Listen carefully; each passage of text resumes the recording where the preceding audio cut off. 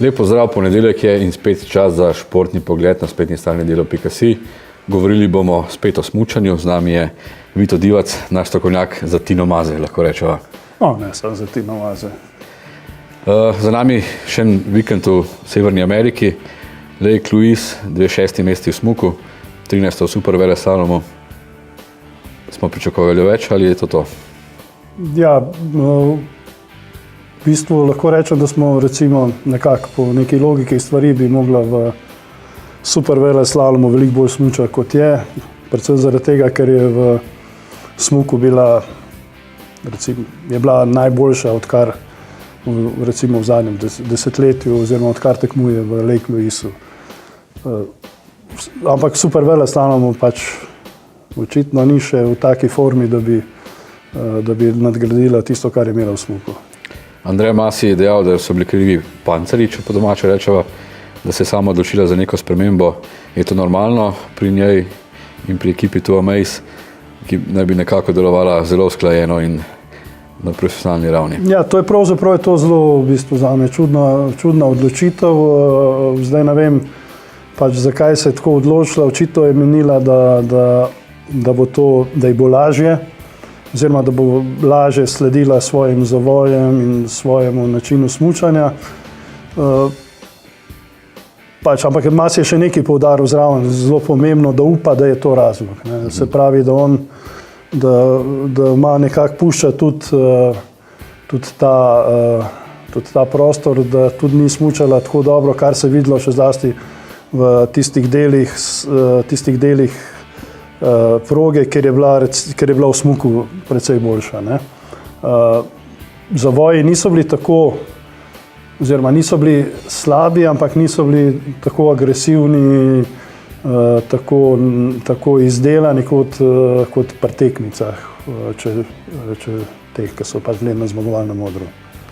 Torej, kaže že, da bo se Tina vrnila nekako na smučine iz minule sezone, ampak niso še povsem gotovi, kdaj se bo to zgodilo. Ja, po vsem, kar se je dogajalo v Ameriki, sodeč je na zelo dobri poti, da se vrne. Masi mi je povedal tudi, da še ni tako, da njeno smučanje še ni na tej ravni, kot je bilo lani, ko je bila na vrhuncu. Težko je pa pričakovati, da bo zdaj že na začetku sezone na vrhuncu tako kot lani. Namreč lanska sezona je bila bistveno drugačna. Prvič zaradi tega, ker je pač napadala ta globus, niti sama se ni predstavljala, da bo to naredila, kar je. Nekako, ko je bila na teh krilih te zmage v Seldnu in teh v veleslalomskih, seveda se je to vse stopnjevalo in enostavno ni bilo možnosti, tudi tekmice, ni bilo možnosti za tekmice, da bi jo recimo na tak način da bi jo prehitela. Čeprav je v bistvu imela rezultatsko, imela Lake Louise precej slabši kot letos, kar v smuku, ne govorimo o super veleslalom, ker je bila četrta lani. Kdaj pa bi bil čas za recimo sprožiti preplah? Vemo, da je olimpijska zima, da je časa še dovolj, da če bo pač na olimpijadi v vrhunski formi, da bo sezona rešena in da bo cilj dosežen. Kdaj mora Tina začeti smučati tako kot lani, da bo na olimpijskih igrah zanesljiva in kandidatka za zlate kolajne? Ja, zdaj ima nek določen zamik, recimo, ki utegne pripeljati na olimpijskih igrah v vrhunski formi. Zanimivo je bilo razmišljanje njeno o tem v lanski sezoni, ko sem jo vprašal, kaj pa olimpijske igre, je rekla, da lani v Schladmingu ni bilo tisto, kar si ona želela, se pravi, da tam si zanesljivo ni bila v oni šampionski formi. Je bila pač v taki formi, kot je bila, dovolj za 3 kolajne, eno zlato, po logiki stvari bi mogla tam 3-krat zmagati, ampak pač ni. In ona tako, jaz mislim, da, ne vem, to nisem prepričan, da je to načrtovano v takem smislu, da bo tempiranje forme, ker pač se forma gradi na tekmah svetovnega pokala, zdaj čim boljši si, tem boljše je. Je pa to tako, je pa težko biti recimo v 4 mesece v vrhunski formi. Tako da jaz mislim, nekje proti koncu leta, ko bo začela, da ne bi začela zdaj recimo kmalu. Ne. Mogoče bo že zdaj v St. Moricu naredila kakšen izjemen rezultat oziroma v Val d'Isère. Kaj pa tekmice? Zdi se, da nekako vlada nek mišmaš, neka mešanica, ni neke Tine Maze tudi drugje, ne? Take iz prejšnje sezone. Nekje zmaguje Lara Gut, potem pride Marija Hefel-Riš, zmagovalke se menjajo. Kdo misliš, da je glavna kandidatka za Veliki globus? Ja, nesporna glavna kandidatka v Tini, še vedno jaz mislim, da je prva kandidatka, glavna tekmica je bo pa Marija Hefel-Riš. Lara Gut in Ana Fenninger in Tina Weirater so omejene, nimajo toliko recimo te šampionskega goriva, kot ga je imela Tina Maze. Pa mislim, da je tudi nepravično do vseh smučark zdaj postavljati v spredje Tinino lansko sezono, ki je izjemna. Ne. In navsezadnje je sama najbolj občutila na svoji koži to izjemnost. 2414 točk pa da osvojiš vsako leto. Mislim, na 50 letih nasvojiš, tako vsaj kažejo rezultati. No, tudi Lindsey Vonn to še ni uspelo, vrnila pa se kar v velikem slogu ta konec tedna.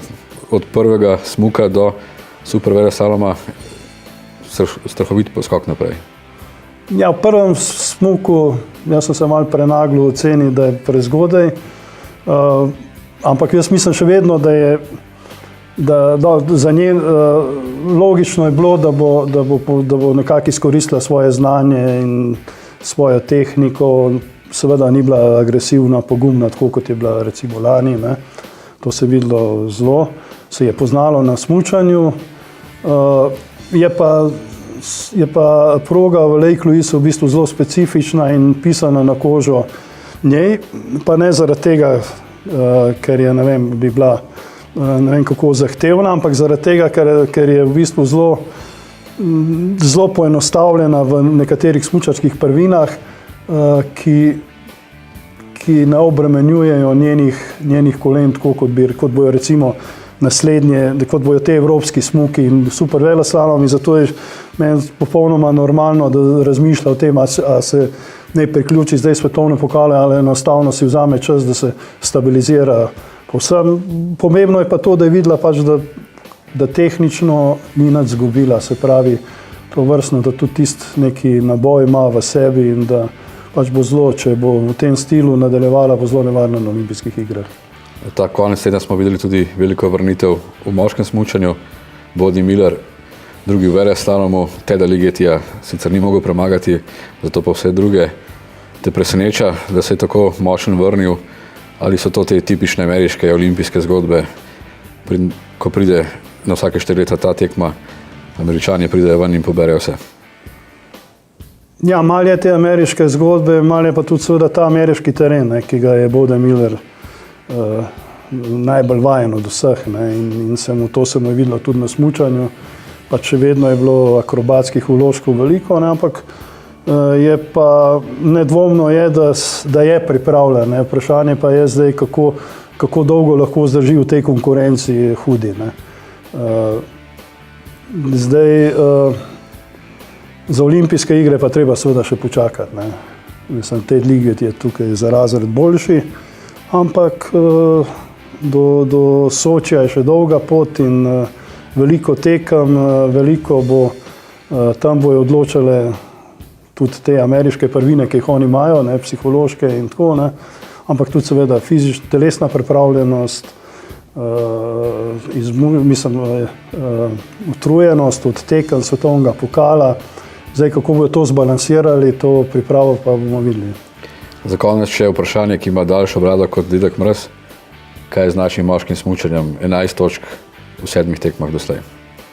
Ja, nič presenetljivega v bistvu.